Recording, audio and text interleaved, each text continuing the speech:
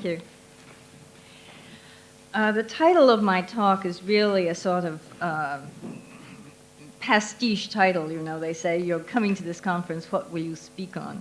And my subject will be a little bit different from the place of women in a free society, but we'll see where it will go.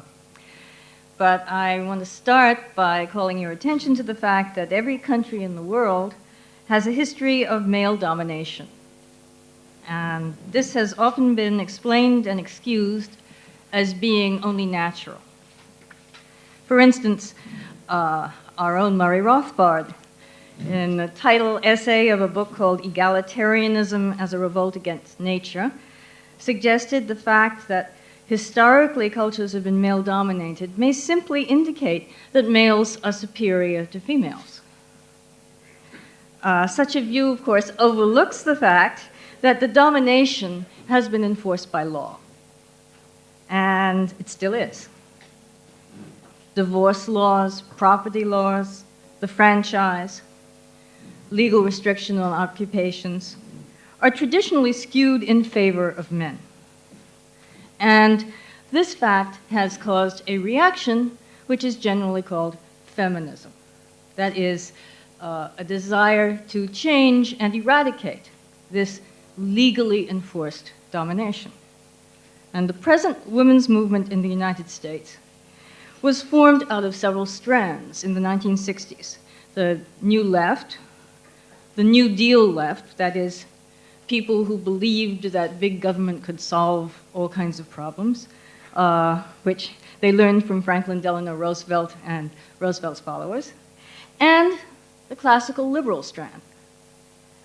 People of all these persuasions became aware that there were a number of legal and social assumptions about women that needed to be questioned. And today,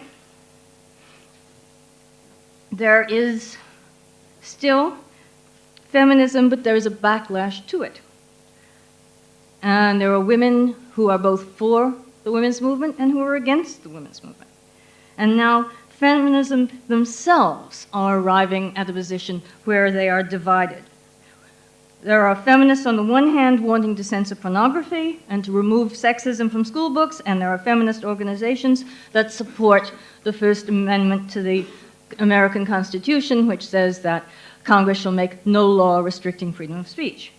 There are feminists on both sides of a challenge to a new California law that requires employers to grant maternity leave to their employees.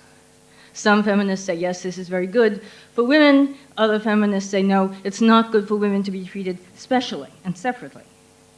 And feminist historians testified both for and against Sears Roebuck when that company was charged by the Equal Employment Opportunity Commission with discriminating against women in commission sales jobs.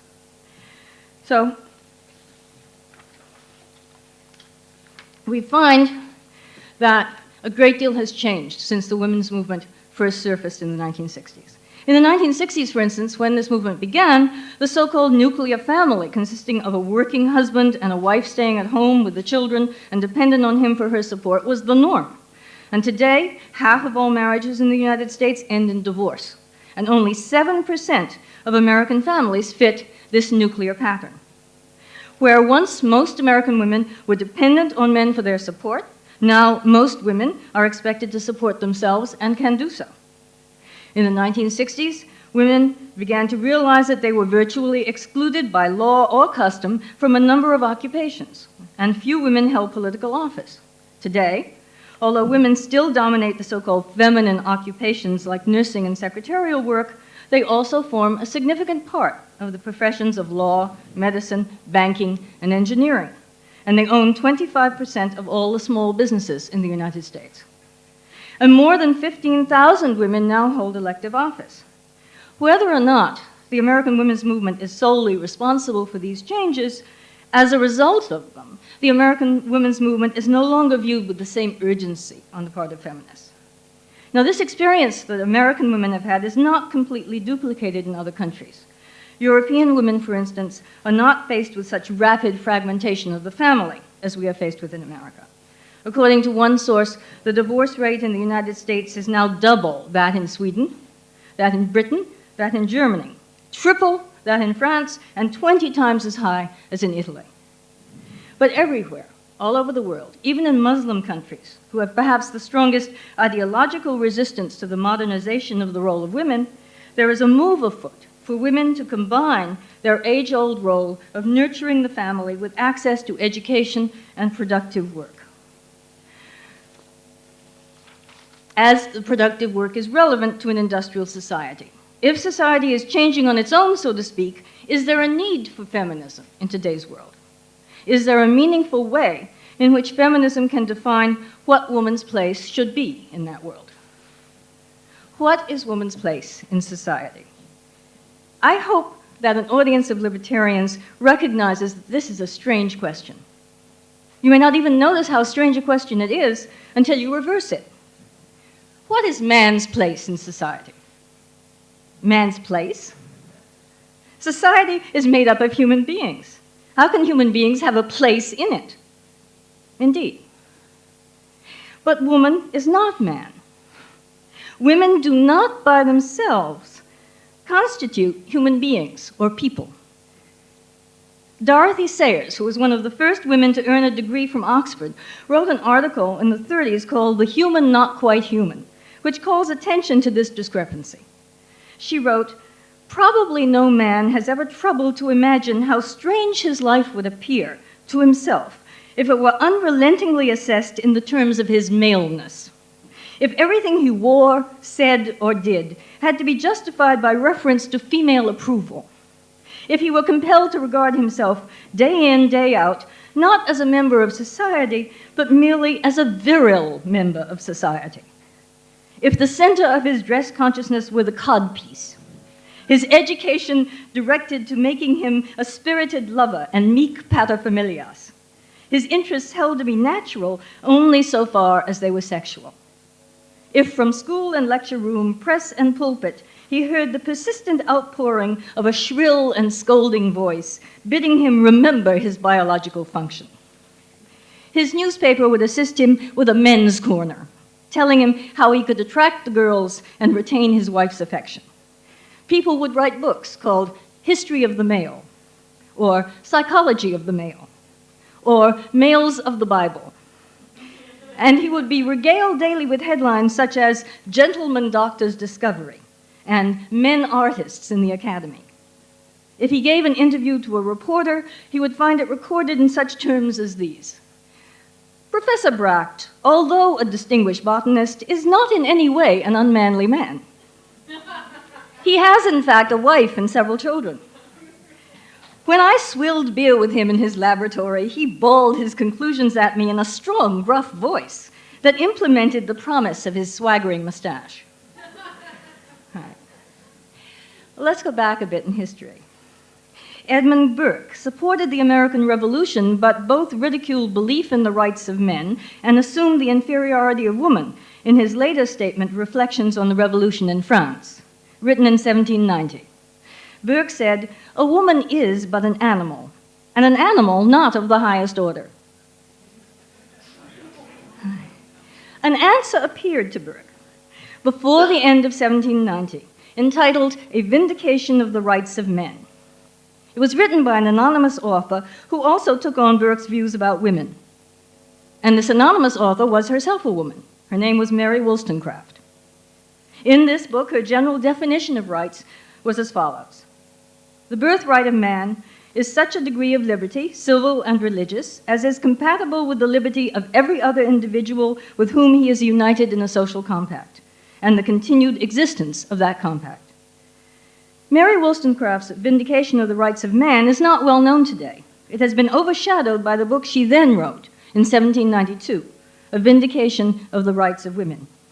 In it, she carefully analyzed and refuted the assumptions of her day about the nature and place of woman.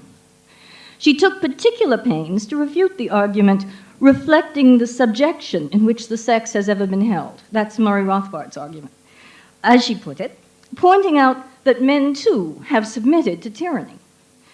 And she said, "Till it is proved that the courtier, who servilely resigns the birthright of a man, is not a moral agent. It cannot be demonstrated that woman is essentially inferior to man because she has always been subjugated. And not only did Wollstonecraft argue that women should be considered the philosophical equals of men, she was probably the first person to point out that the laws respecting woman make an absurd unit of a man and his wife. And then, by the easy transition of only considering him as responsible, she is reduced to a mere cipher. But to render her really virtuous and useful, continued Wollstonecraft, she must not, if she discharge her civil duties, want individually the protection of civil laws. She must not be dependent on her husband's bounty for her subsistence during his life or support after his death. For how can a being be generous who has nothing of its own, or virtuous who is not free? She called for a proper education for women so that they might be fitted for various businesses instead of only being taught to please men, saying eloquently, "How many women thus waste life away, the prey of discontent, who might have practiced as physicians, regulated a farm, managed a shop, and stood erect, supported by their own industry. Would men but generously snap our chains and be content with rational fellowship instead of slavish obedience, they would find us more observant daughters, more affectionate sisters, more faithful wives, more reasonable mothers, in a word, better citizens." This was all said, remember, in 1792. The concern of the Enlightenment for the rights of man led inexorably to a concern for the rights of women on the part of some. In the United States, the concern for the rights of slaves led to a similar concern for the rights of women, as the states of the Union had generally adopted the same British common law that Mary Wollstonecraft pointed out made of husband and wife an absurd unit. In 1848, a group of abolitionists met in Seneca Falls, New York, and issued a Declaration of Women's Rights based stylistically on Thomas Jefferson's Declaration of Independence. But where the tyrant that Jefferson referred to was the British king, the tyrant the Seneca Falls Declaration referred to was that generic man that had created the laws and rules of society. Listen to some of the points. The history of mankind is a history of repeated injuries and usurpations on the part of man toward women, having in direct object the establishment of an absolute tyranny over her. To prove this, let facts be submitted to a candid world. He has never permitted her to exercise her inalienable right to the elective franchise. He has compelled her to submit to laws in the formation of which she had no voice. He has withheld from her rights which are given to the most ignorant and degraded men, both natives and foreigners. Having deprived her of this first right of a citizen, the elective franchise, thereby leaving her without representation in the halls of legislation, he has oppressed her on all sides. He has made her, if married, in the eyes of the law, civilly dead. He has taken from her all right to property, even to the wages she earns. He has made her, morally, an irresponsible being, as she can commit many crimes with impunity, provided they be done in the presence of her husband. In the covenant of marriage, she is compelled to promise obedience to her husband, he becoming to all intents and purposes her master, the law giving him power to deprive her of liberty and to administer chastisement. By the way, I'm sure that you've all heard the English phrase, the rule of thumb. Many of you may not know what that refers to. The rule of thumb is that a man may not beat his wife with a stick larger than his thumb. That's a part of the common law of Great Britain, and which was adopted by the United States, and still exists in some states in the United States today, although legislation has superseded it in most places. He has so framed the laws of divorce, we're now back at the Seneca Falls Declaration, as to what shall be the proper causes, and in case of separation, to whom the guardianship of the children shall be given, as to be wholly regardless of the happiness of women. The law in all cases going upon a false supposition of the supremacy of man and giving all power into his hands.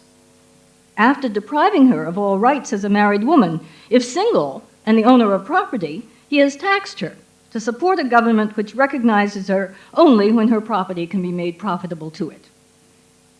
Clearly, the founding of the United States upon what were to be called liberal principles hadn't done much for women. The abolitionist movement in the years before the Civil War enlisted many women, and both they and their male colleagues became sympathetic to the burgeoning feminist movement. How could one believe that slaves should have civil rights and still believe in denying those rights to the women who were championing their cause? Surely these supposedly free women were no less intelligent, no less worthy, no less human than these unfortunate members of another race enslaved on our shores. Yet, like the slaves, American married women could not own property, could not sign contracts, could not vote, could not control their own earnings, could be physically beaten, and could be returned to their homes by force if they ran away. After the Civil War, women abolitionists expected their male colleagues to help them gain the rights that now were to be granted to freed male slaves by the 14th and 15th Amendments to the Constitution. But it was not to be. A petition to specify that the 14th Amendment applied to women was introduced in the Senate and voted down. And to make sure that there was no ambiguity about this, the word male was introduced into the American Constitution for the first time. What this means in American law is that no matter what the wording of equal protection of the law may seem to imply, it is clear that the framers of this amendment did not mean it to apply to women, and so it doesn't. When the territory of Wyoming, which gave women the vote in 1869, became a state in 1889, it was even argued in Congress that the 14th Amendment made it unconstitutional for women to vote, so that Wyoming women should be deprived of their suffrage before Wyoming could be admitted to the Union as a state. Fortunately, this argument did not prevail. But it's one reason why a branch of American feminists agitated for a number of years for an equal rights amendment to be added to our Constitution. But I'm getting ahead of the story. I think I've said enough to show that feminism began as a classical liberal movement, based on the assumption that the rights of man included the rights of woman. That woman is not by nature man's property, whose primary purpose is to bring other generations of men into the world, but is equally a human being, with all the variations that that implies. The 19th century feminists didn't want special treatment by the law, they wanted less restriction. But society changed. Industrialism proceeded apace. Socialism developed, as did a trade union movement, into which women began to be admitted in the late 1860s. By 1880, women workers were 15% of the labor force. In 1903, the National Women's Trade Union League was formed and lobbied Congress to investigate the working conditions of women and children. So as one strain of feminism fought to dismantle the laws that treated women differently, a new network of laws concerning women was passed, called protective labor legislation. The Supreme Court, which had held general protective legislation to be an unconstitutional violation of the right to contract, upheld protective laws that only applied to women in 1908 on the ground that it is in the interest of people to take special care of the health of women, as if she were a farm animal, because the physical well-being of woman becomes an object of public interest and care in order to preserve the health and vigor of the race. In 1901, the Socialist Party was formed in America, the first political party to allow women to participate. And it was an avowed supporter of votes for women. And in 1904, the first socialist women's organization was formed, the Women's National Socialist Union. The coincidence of language is just that. The larger Progressive Party made women's suffrage part of its program in 1912. When the campaign to allow women to vote finally was won in 1920, it was with the help of socialists and progressives who did not entirely share the original classical liberal vision of dismantling restrictive laws. And the first laws that women lobbied for after they got the vote were laws that expanded state power to, among other things, inspect meat and outlaw child labor. The cutting edge of social reform was socialist in the 20s and 30s, and only one small women's group kept the classical liberal flame alive, a tiny organization called the National Woman's Party that kept introducing the Equal Rights Amendment into every session of Congress despite the opposition of such formidable foes as the Women's Bureau of the Department of Labor, Eleanor Roosevelt, the AFL-CIO, the League of Women Voters, President John F. Kennedy's Commission on the Status of Women, all of whom pointed out that the Equal Rights Amendment would invalidate the protective labor legislation regulating women's pay, hours, and working conditions. But the new wave of feminists began to realize that this legislation actually restricted the economic options open to women, and they began to insist that protective legislation should be struck down. At first, their vehicle was the Civil Rights Act of 1964. But then they began to see that the Equal Rights Amendment would save them from having to bring individual suits against specific laws by making the entire category of protective laws unconstitutional. So a group of NOW activists, NOW is the National Organization for Women, disrupted a session of a subcommittee of the Senate Judiciary Committee demanding immediate hearings on the ERA, and they got it in 1970. It's interesting, in light of the later successful campaign against this Equal Rights Amendment, that none of the conservative legal experts that testified against it between 1970 and 1972, when hearings were being held, complained that it would expand government power. On the contrary, they said it would invalidate too many laws, that it would disable the government from passing necessary legislation, and that the government already had all the power it needed to pass any positive legislation for women that it wished to. Let me give you as an example one objection, testimony objecting to the Equal Rights Amendment that was given by a former director of the Women's Bureau of the Department of Labor. She said, "This amendment wouldn't put a single law on our books. It wouldn't require equality of pay in states now lacking statute toward this end. It would not require Yale or Harvard, Princeton or Notre Dame to add a few women full professors to their staffs. Nor would it change policy with respect to women seeking admission to law or medical schools or any other private institutions of higher learning. It wouldn't put more women in top jobs, nor supply a single daycare center to enlarge the opportunity of a welfare mother to obtain a job. The inequality of women does not arise out of constitutional defect, but rather out of economic, social, political, and legislative default." So this was the kind of argument that was mounted against the Equal Rights Amendment. A very heartening thing happened in the United States in the early 1970s, and that is that conservatives, primarily Sam Erwin of the Watergate fame, tried to pull a variation of the Washington Monument Gambit, and their bluff was called, much to their surprise. The Washington Monument Gambit, as it has been identified by the Public Choice School of Economics, is when the bureaucracy says, "These budget cuts can only be achieved if we close the most popular tourist attraction in Washington, the Washington Monument, on the busiest holiday of the year, which is the 4th of July." What Sam Erwin did was to say to American feminists, this Equal Rights Amendment will only function to invalidate all the wonderful laws that we have passed to help women. Not only protective labor legislation, but exemption from jury duty, exemption from armed forces conscription, and compulsory alimony for divorced women. And to his surprise, instead of saying, "We can't do without these benefits," as any self-respecting interest group should be able to be counted to do, liberal feminists said, "We don't want your benefits.